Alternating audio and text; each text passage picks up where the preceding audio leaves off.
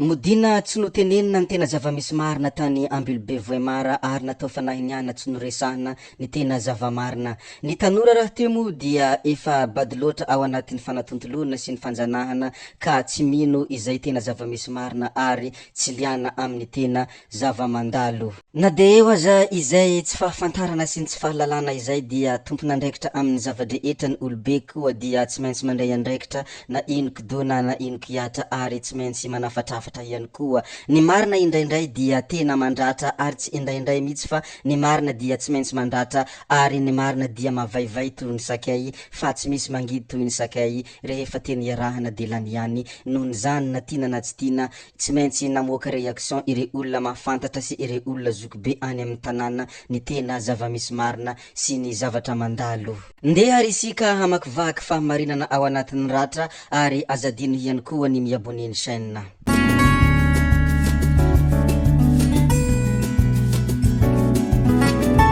Tsy azo afenina amintsika itsony ary tsy misy tsy nahafantatra ny lazany iny zavatra nandalo tany amin'ny faritra Ambilobe sy ny faritra Voemara iny noho ny fandalovan'ny rivodoza gamane ary tena nandripaka ny tany maro, be debe ny tany simba, be debe ny tany mbolon'olo simba, araka zany dia be debe ihany koa ny traboina. Tena nampalahelo ny mponina izay monina any amin'ny faritra avaratra. Fiainana efa sarotra izao dia mbola niharany voina indray, nohony zany dia tena mampalahelo ary tsy olombelona raha toa ka tsy mangoraka ny olona tratrany ireny zavatra mandalo hitantsika nalaza nagneran'ny tambanjotra-tserasera ireny. Nohony zany ety am-piandohana koa tsy sanatria hanao tsindry fa lavina hoe daro faresy fa mankahery ianareo rehetra na zany na tsy zany ny fanehoan-kevitra n'olona dia tsy maintsy ambara mba hoentintsika hitsakotsako sy hoentintsika mandinika. Atsipy ny tady hony antandroky ny omby, atsipy ihany koa anteny dia ampony zay mahalala ary ny zanaka tiana raha te komo dia tsy tsitsina rotsakazo. Fomba fiteny entiny taolo nanehoanany fahendrena taloha moa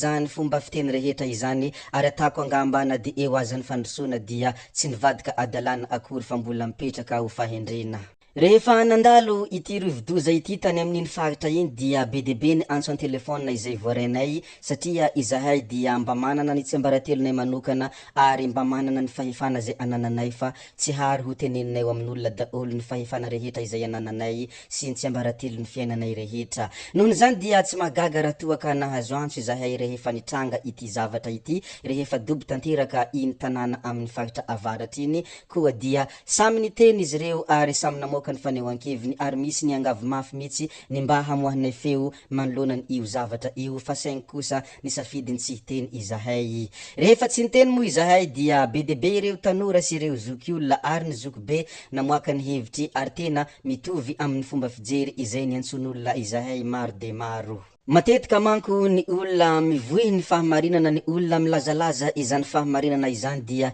tsy tiany fiarahamonina mihitsy hatrizay teto amin'ny tantaran'i Madagasikara na teto amin'ny tantaran'ny ity tany ity. Ohatra fotsiny tamin'izany fotoanan'i Jesosy izany raha araky ny tantara izay misy ao anaty Baiboly, anisany noheritreretin'izy ireo fa hoe mpanohitra ny fanjakana ary tsy manara-dalàna izany Jesosy izany satria miteny ny fahamarinana ary miteny zay zavatra hitany rariny sy hitsiny, nefa ny fitenenany izay zavatra rariny sy hitsiny zay dia ka niafara tamin'ny famantsihana azy teo amin'ny hazo fijaliana. Izany dia midika raha tsy olona mahery fo, raha tsy olona vonona ho maty martiora dia aza miteniteny izany fahamarinana izany fa tsy zakany fiarahamonina amin'ny vanim-potoana izay iainany. Rehefa lasa moa Jesosy dia lasa rehereha taty aoriana ary lasa mindrika alain-tahaka hony, nefa tamin'izany fotoana izany dia ankamaroan'olona rehetra dia nanameloka azy ary nilaza izy fa manohitra ny natiora. Eto ary isika zao mikasika ny cyclone gamane sy ny fahadibon'ny faritra avaratra, be debe ny fanehoan-kevitran'olona ary tsy maintsy fidirantsika izany fanehoan-kevitran'olona izany mba ahaizantsika mandinika sy mba ahaizantsika mandefa eritreritra lavitra hoe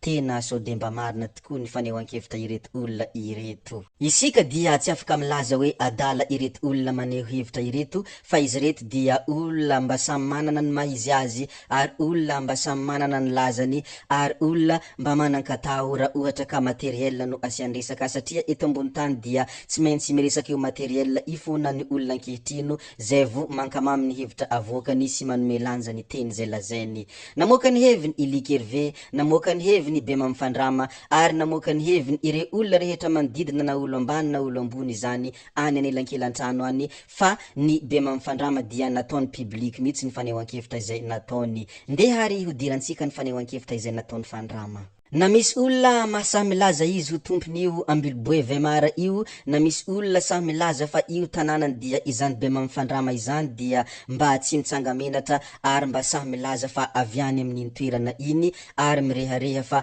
avy any amin'iny faritra iny. Nohony zany dia namoaka hevitra izy ary Bema Mifandrama raha teko moa dia efa azo lazaina fa zokizokiny ihany fa tsy ny tanora ankehitriny akory no hampianatra ny Bema Mifandrama izany faritra avaratra izany fa mba tompony ihany izy ary tsy derana taimbisy tsy derana taimbankona ihany koa. Nampahafantatra ny tantarany iny tanàna iny moa i Bema Mifandrama rehefa namoaka ny fanehoan-keviny izy tadidiko tamizany tamizahay mbola zazakely ho Ifandrama ary ziska zahay tonga lehibe dia mbola tsy nahitana kisoa iny faritra iny ary amin'iny mahavavy iny dia tena anisany hoe manana tantarany iny toerana iny ho i Bema Mifandrama. Ankehitriny dia gaga aho fa tena feno kisoa io toerana io nefa tany masina ireo ary be dia be ny tany izay tena manana ny hasiny ary manana ny mahizy azy raha ara-tantara no jerena ho i Bema Mifandrama. Gaga aho ankehitriny fa naninona nanaiky nidirany kisoa io toerana io sa efa tsy misy olona mitana hasina ve aho ho i Bema Mifandrama sa tereniny zava-misy ka tsy afa miteny. Izany ny fanehoan-kevitra izay nataony Bema Mifandrama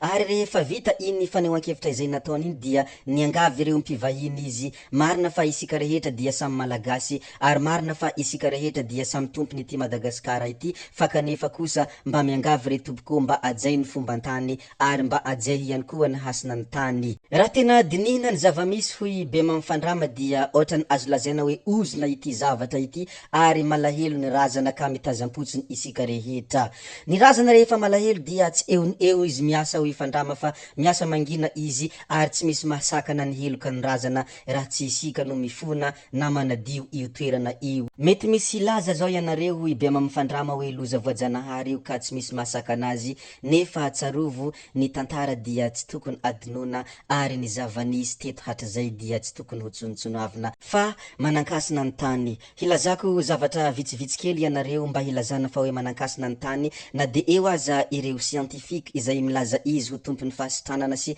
ho tompony fahitana ny fanafody manasitrana ny aretina dia tsy afaka miala amin'ny tany ireo olona ireo. Ny fanafody izay amboarin'izy ireo dia avy amin'ny hazo ary misy ny zavatra alain'izy ireo avy amin'ny tany, misy ny alainy amin'izy ireo avy amin'ny herin'ny ranomasina koa dia izany no anaporofona fa tena manankasina ny tany fa isika tsy mahafantatra ary tsy te handiniky lalina moa dia mieritreritra fa hoe mandeha ho azy izao zava-drehetra izao satria ilay Jesosy no tena tompony fahasitranana rehetra. Misy zavatra be dia be izay fadiantsika any amin'iny faritra iny fa ankehitriny ho i Bema Mifandrama tena hitako fa tena efa tsy raharahintsika izany zavatra izany ka manaitra antsika ny razana mba himpody hamerina ny hasiny tany sy ny hasiny iny toerana iny. Mba olona mandeha ihany moa ny tenanay tena mahita fa na tany mandroso tahaka ninona dia tsy maintsy mitazona ny fomba ny mahazareo zareo fotsiny ary zany dia anisany mampiavaka ny toerana rehetra izay notsidihanay. Fa isika no iza dia tsy manome lanja ny mahatsika isika ary isika no iza no tsy tazona ny fombantsika iza tokoa moa isika ka hirehareha fa tsy manampomba intsony ho i Bema Mifandrama. Nohony zany dia tonga vasaina rehefa namoaka io hevitra io moa i Bema Mifandrama dia nisy tanora anankiray izay tena naneho reaction amin'ny fomba feno hatezerana sy masitsika nalefany amin'ny ireo olona amin'iny faritra avaratra iny. Hoy tanora anankiray izay naneho ny heviny tao amin'ny tambanjotan-tserasera Facebook ary anisan'ny tiraka resa be moa ny hevitra izay navoaka no izy ny teny hoe isika ity dia mba tonga vasaina ary aza dia draba fa ny razana miloko amintsika feno fiangonana any amin'ny toerana misy isika ary feno kisoa feno komankory izany zava-drehetra izany no antony naviany izao loza izao hoy izy raha namoaka ny heviny. mirehareha isika rehetra any fa hoe mpivavaka daolo nefa rehefa tonga iny cyclone iny dia be de be ny fiangonana dobondrano karingana ho izy raha nahery izany jesosy zany dia tokony tsy ringana ny fiangonana ary tokony voasakany ny rivodoza izay nampalahelo ny razana niditra tamin'io fiangonana io matoa izany zavadrehetra izany nisy dia tsy aferany izany mihitsy ity zavatra ity fa aferany razana ho izy mbola nanampy ny hevitra toy imo ilikiriveny teny hoe izaho dia tsy malahelo anareo amin'iny faritra iny fa zavatra nilainareo moa ny zavatra toy iny satria ny razanareo no meloka aminareo raha fintinina moa ny fanehoan-kevitra n'olona rehetra dia matetika toy ireny daolo ny fanehoan-kevitran'izy ireo ary mitovitovy ny fomba fijery ireo olona rehetra izay namoaka ny heviny fa kosa dia isika tsirairay dia samy mandinika ary samy mihevitra ny zava-misy moa ve marina ny zavatra tenenin'izy ireo sa lainga sa izy ireo olona adalaka amin'ny teniteny fahatany ary izy ireo ve olona tsy manan-katao ka mirediredy ny fiainana sa olona mba tena te hanambara ny zava-misy ary mba te hanitsy ny zavatra hita fa tena tsy mandeha amin'ny tokony ho izy koa dia tsakotsakoany sy hevitra reto any moa izany zavatra izany fa izaho kosa dia hody hametra beloma amin'ny manaraky indray no manao misimisy veloma daholy ianareo rehetra ary mazoto amin'ny zavatra rehetra zay atao ho ela velona ho tahin'Andriamanitra ho tahin-dranahary indrindraindrindra ho tahiny razana ihany koa bye bye